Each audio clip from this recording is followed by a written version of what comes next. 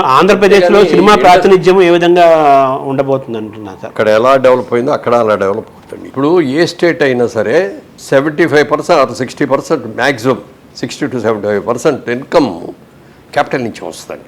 అవును, తెలంగాణ ఉందనుకోండి, మీకు హైదరాబాద్ సికింద్రాబాద్ వచ్చినంత ఇది మీకు మిగిలిన కరీంనగర్, నిజామాబాద్, వరంగల్ ఇట్లో రాదు కదా. అలాగే మెడ్రాస్ ఉందనుకోండి, తమిళనాడు, చెన్నై, కోయంబత్తూరు, బెంగళూరు, అలా కర్ణాటక, మైసూరు, బెంగళూరు, అంతకంటే లేదు. మైసూరే మెయిన్, బెంగళూరే మెయిన్.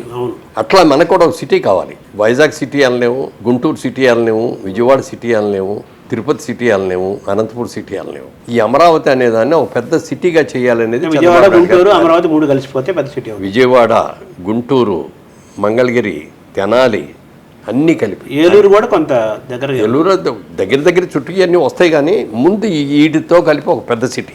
విజయవాడ, గుంటూరు, ఒంగోలు, ఒంగోలు కూడా వస్తుంది. బట్ మేజర్గా విజయవాడ, గుంటూరు, తెనాలి, మంగళగిరి. విజిటి ప్రాజెక్ట్ ఉంది, ఎప్పటి నుంచి ఉంది. అవును, అది చేసేస్తే ఒక సిటీ వచ్చేటప్పటికి ఏమిటంటే ఇండస్ట్రీస్ వస్తాయి, ఎడ్యుకేషన్ ఇన్స్టిట్యూషన్స్ వస్తాయి, హాస్పిటల్స్ వస్తాయి, ఎన్నో వస్తాయి. అమరావతిలో మన జైబేరి కానీ మీవేని ప్రాజెక్టులు పెద్ద మహానిర్మాణాలు ఏమైనా ఉన్నాయా సార్? చేయబోతున్నారు? ఆల్రెడీ చేసిందే ఒకటి ఉన్నాయి. దాన్ని 5 సంవత్సరాలు చాలా సఫర్ చేశారు. 5 సంవత్సరాలు కూడా క్యాపిటల్ ఇక్కడి నుంచి మార్చేస్తాం అనేటప్పటికి మేము పెట్టి టైటిల్ కూడా ద క్యాపిటల్ అని పెట్టాం, జైబేరి ద క్యాపిటల్ అని. అంత ఇదిగా చేసాం, బ్రహ్మాండంగా కట్టాం, పూర్తి చేసాం. ఎక్కడ ఆపల. ఇది పార్టీ మారినా, పార్టీ వేరే గవర్నమెంట్ వచ్చినా, 3 రాష్ట్రాలు అన్నప్పటికీ కూడా, 3 ముఖ్య పట్టణాలు అన్నప్పటికీ కూడా ఫినిష్ చేసాం. 3 రాజధానులు అన్నప్పటికీ కూడా ఫినిష్ చేసాం. ఎందుకు ఫినిష్ చేసామంటే మనం ఆగకూడదు. ఇంతవరకు జైబేరిలో ఏ ప్రాజెక్టు కూడా మొదలుపెట్టింది ఆగటం అనేది జరగలేదు. ప్రొడక్షన్ ఎక్స్పెండిచర్ పెరుగుతుంటుంది కదా, రేట్ పెరుగుతుంది, బోల్డ్ అంత పెరిగింది. ఇప్పుడు ఈ 5 ఏళ్లలో మాకు ఇంట్రెస్ట్లు ఎంత పే చేసాం, ఎన్ని ఇబ్బందులు పడ్డాం, కొనుక్కున్న వాళ్ళు ఎంత ఇబ్బందులు పడ్డారు, ఇవన్నీ జరిగినాయి కదా. ఇప్పుడు ఫ్రీ అయిపోతారు అందరూ డెఫినెట్గా ఫ్రీ. ఇప్పుడు ల్యాండ్ వాల్యూ పెరుగుతుంది. యాక్చువల్గా మనం అనుకున్నట్టుగా అమరావతి ఒక 5 yearsలో ఒక మంచి వాతావరణానికి వస్తుంది. డెఫినెట్గా బ్రహ్మాండమైన సిటీ. ఎందుకంటే అమరావతిలో పెట్టాలనే ఆలోచన తీసుకోవడమే చాలా గొప్ప విషయం. బ్రహ్మాండమైన ఆలోచనతో తీసుకున్నారు. అది చాలా, ఎందుకంటే ఒకప్పుడు అమరావతి ఒక రాజధాని, ఆ రోజులు కొన్ని 100 ఏళ్ల క్రితం. అలాంటి రాజధాని బ్రహ్మాండమైన సిటీ అవుద్దంటే చాలా బాగుంటుంది. ఇన్స్టిట్యూషన్స్ అప్పుడే ఆల్రెడీ అందరూ ఎవరికాళ్ళు వచ్చేస్తారు. చంద్రబాబు నాయుడు గారు మళ్ళీ వచ్చారని కానీ ఇండస్ట్రీస్ వాళ్ళందరూ రెడీగా ఉన్నారు, వచ్చేస్తాను మూవ్ అవడానికి. రాబోయే చూడండి, ఈ 4-5 సంవత్సరాల్లో ఎంత అభివృద్ధి చెందుతుందో, ఎంత గొప్ప సిటీ అవుతుందో చెప్పడానికి లేదు. మీ కష్టాలు, ఆర్థికంగా మీరు ఎదుర్కొన్న ఇబ్బందులు కూడా మీకు, మీ దగ్గర ప్లాట్లు కొన్న వాళ్ళకి కానీ వాళ్ళందరూ కూడా ఏం కష్టాలు తీరే రోజులు వచ్చేసాయని అనుకోవాలి. అంతే కదా, ఫ్రీ అయిపోతారు మీరు. సార్, తర్వాత మీ 50 ఏళ్ల పరిశ్రమకు వచ్చి 50 ఏళ్ళు సక్సెస్ఫుల్గా నడిగారు, నిర్మాతగా, నటుడిగా పెద్ద ఉత్సవం చేశారు. దానికి చంద్రబాబు నాయుడు గారు, వెంకయ్య నాయుడు ఇద్దరు వచ్చారు. చంద్రబాబు నాయుడు ఇప్పుడు ముఖ్యమంత్రి కూడా కాదు, ఇంకా ఎన్నికలు కూడా జరగలేదు. అటువంటి పరిస్థితుల్ని పిలిచారు, చాలా గ్రాండ్గా జరిగింది. ఒక్కసారిగా మీ 50 ఏళ్ల సినిమా ప్రస్థానాన్ని మీరు తలుచుకుంటే, గుర్తు చేసుకుంటే మీకు ఏమనిపిస్తుంది సార్? మీ ప్రయాణాన్ని ఆశ్చర్యంగా ఉంటుందా, ఆనందంగా ఉంటుందా? నేను ఆశ్చర్యం, ఆనందం రెండు ఉన్నాయండి. ఎందుకంటే నేను సినిమా ఇండస్ట్రీకి వచ్చినప్పటికీ నా 33rd yearలో వచ్చాను. 33 సంవత్సరం జరుగుతూ ఉండగా వచ్చాను. అప్పుడు నేనేమనుకున్నానంటే ఓ 15 ఏళ్ళు ఉండగలుగుతాం, 50 ఏళ్ళు వచ్చే వరకు ఉండగలుగుతాం అని అనుకున్నాను. పోనీ 25 years మ్యాక్సిమం ఉండగలుగుతాం అనుకున్నాను. నేను 50 ఏళ్ళు ఉండగలుగుతాను, ఇక్కడ ఇండస్ట్రీలో ఉండగలుగుతాను అని ఎప్పుడు ఊహించాల. అలాంటిది జరిగింది. తర్వాత అప్పుడే 50 ఏళ్ళు అయిపోయిందా అనే ఫీలింగ్ నాకు వచ్చేసింది. ఇప్పుడు ఇది ఇండస్ట్రీలోకి వచ్చి అప్పుడే 50 ఏళ్ళు పూర్తయిందా నాకు అనేది నాకు నేనే నమ్మలేని ఇలాగ వచ్చింది. తర్వాత చంద్రబాబు నాయుడు గారి క్యాపిటల్ గురించి వచ్చేటప్పటికి, అమరావతి క్యాపిటల్ అన్న తర్వాత ఒక ఎక్స్క్లూజివ్ కొత్త సిటీని తయారు చేయాలి, ఇది వరల్డ్ లెవెల్లో బ్రహ్మాండంగా ఉండేటట్టు అని చెప్పి జపాన్ వాళ్ళని, సింగపూర్ వాళ్ళని, దుబాయ్ వాళ్ళని, ఇంకెవరెవరినో వాళ్ళందరినీ కూడా ఆర్కిటెక్ట్స్ని, గవర్నమెంట్ని కూడా ఇన్వాల్వ్ చేసి నాకు అద్భుతమైన సిటీ కావాలి అనేది చాలా బాగా చేశారు. ప్లానింగ్ అద్భుతంగా అయిపోయింది. కాకపోతే ప్లానింగ్ మూలపడిపోయింది. ఇప్పుడు అదంతా మళ్ళీ రివైవ్ చేస్తారు. ఖచ్చితంగా వర్క్ మొదలైపోద్ది కదా నెక్స్ట్ మంత్ నుంచి. అంటే ఇప్పుడు 5 ఏళ్ల పీరియడ్లో మనకి ప్రొడక్షన్ కాస్ట్ ఖర్చు పెరుగుతుంటుంది కదా.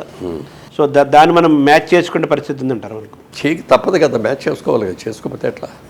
డెఫినెట్గా. ఎందుకంటే ఎక్స్పెండిచర్ రోజు రోజుకి మెటీరియల్ ఎక్స్పెండిచర్ పెరిగిపోతుంది, వేజెస్ పెరిగిపోతున్నాయి, అన్నీ ట్యాక్సులు పెరిగిపోతున్నాయి. ఆటోమేటిక్గా రేటు కూడా పెంచుకోక తప్పదు. తర్వాత మీరు సినిమాల్లోకి వచ్చి 50 ఏళ్ళు అయినట్టుగానే మీ తమ్ముడు అనుకోండి, మీ సహనటుడు అనుకోండి, మీ అబ్బాయి అనుకోండి, బాలకృష్ణ గారు కూడా సినిమాల్లోకి వచ్చి 50 ఏళ్ళు పూర్తవుతుంది. కరెక్ట్, త్వరలో ఉత్సవం కూడా చేయబోతున్నారు. బాలకృష్ణతో మీ అనుబంధం ఒకసారి గుర్తు చేసుకుంటే మీకు అనిపించట్లేదు అది కూడా ఆశ్చర్యంగా 50 ఏళ్ళు అయిపోయిందని? అదే ఆయన కూడా అంటే ఆయన బాలనటుడిగా బాలనటుడు కాకపోయినా 15 ఏళ్ల వయసులో వచ్చారు, తాతలో వచ్చేసి తర్వాత అన్నదమ్ముల అనుబంధంలో చేసినప్పటికీ ఒక పెద్ద హీరోయిన్ కాకపోయినా ఆయనతో పాటు పాటల్లో జయమాలిని వేశారు ఆయన పక్కన, మెయిన్ హీరోయిన్ నా పక్కన. అది ఏ రోజునైతే అన్నదమ్ముల అనుబంధం అనే సినిమాతో చేశామో ఆ సినిమా రిలీజ్ అయిన తర్వాత నేను ఎక్కడికి వెళ్ళినా ఎన్టీఆర్ తమ్ముడురా అన్నారు నన్ను. చాలా ఏళ్ళు ఇప్పుడు కూడా అంటారు. అవును. అలాగే ఆ భావన రామారావు గారు అంటే అన్నగారిని ఎలా భావం ఉందో బాలకృష్ణ గారు అంటే కూడా నాకు అలాంటిది ప్రేమ వాత్సల్యం అన్నీ ఉన్నాయి. తమ్ముడు అనే ఫీలింగ్. ఆయనకి 50 ఏళ్ళు ఉత్సవం 50 ఏళ్ళు జరుగుతుంది. ఎందుకంటే నాకంటే ఎర్లీ ఏజ్లో స్టార్ట్ అయింది, నా తర్వాతే స్టార్ట్ అయినప్పటికీ కూడా చాలా ఆ రోజు నుంచి ఈ రోజు వరకు ఏ సంవత్సరం కూడా ఈయనకి డల్గా ఉంది, ఈయన సినిమాలు లేవు అనే పరిస్థితి రాకుండా 50 ఏళ్ళు దేదీప్యమానంగా వెలిగాడు ఆయన. పైగా ఇదివరకు ఎర్లీ డేస్లో చేసిన సినిమాల కంటే ఇవాళ ఒక మెచ్యూర్ ఆర్టిస్ట్ కనపడుతున్నాడు. అందులో ఆయన కొన్ని పెద్ద ఎల్డర్లీ క్యారెక్టర్స్ చేస్తా అంటే ఎన్టీ రామారావు కనపడుతున్నారు. పౌరాణిక పాత్రలు వేసినా ఏదైనా దాని బ్రహ్మాండంగా మళ్ళీ ఆయన ఒక్కడికే ఉంది ఆ పౌరాణిక పాత్రలు చేయగలిగిన స్తోమత, అర్హత. ఈ ఉత్సవాల్లో మీరు కూడా ప్రధానమైన పాత్ర పోషిస్తారా బాలకృష్ణ గారు? అలాగే మీకు ఎన్టీఆర్, మా తెలుగు పరిశ్రమకి ఎన్టీఆర్ ఒక కన్ను, అక్కినేని నాగేశ్వరరావు కన్ను అంటాం అందరూ అనుకునే మాట. అక్కినేని నాగేశ్వరరావు గారు రేపు సెప్టెంబర్ 20కి శత జయంతి ఉత్సవాలు జరుగుతున్నాయి. ఆల్రెడీ అయిపోయి మొదలు పెట్టేశారు, అంటే మొదలు పెట్టారు. రేపు 24 సెప్టెంబర్ 24కి 20కి అయిపోతాయి, 100 ఏళ్ళు నిండుతాయి శత జయంతి ఉత్సవం. 100 ఏళ్ళు పూర్తవుతాయి. అక్కినేని గారితో మీ అనుబంధం ఎలా ఉంది సార్? చాలా బాగుంటుందండి. ఎందుకంటే రామారావు రాజిస్తేనేమో అంటే ఒక భయంతో కూడుకున్న వాత్సల్యం అది.